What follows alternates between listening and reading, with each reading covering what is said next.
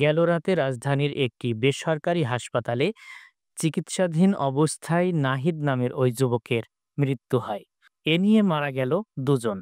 Police ও স্থানীয়রা জানায়, এলাকায় আধিপত্য বিস্তার নিয়ে সদর উপজেলার দিঘির পাড় গ্রামের আমজাদ বিশ্বাস ও আলিম উদ্দিনের সমর্থকদের মধ্যে বিরোধ চলে আসছিল। বিরোধের জেরে গত ২৮ এপ্রিল ওই গ্রামে দুই পক্ষের মধ্যে সংঘর্ষ হয়। এতে ঘটনাস্থলেই আলিম উদ্দিনের সমর্থক মোশারেফ হোসেন নামে একজন মারা যায়। আহত হয় আরও ১০ জন। সেখান থেকে তাদের উদ্ধার করে প্রথমে ঝিনাইদহ সদর হাসপাতালে ভর্তি করা হয়।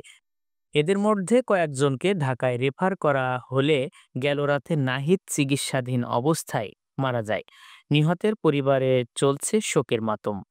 পরিস্থিতি নিয়ন্ত্রণে রাখতে অতিরিক্ত পুলিশ মোতায়েন করা হয়েছে।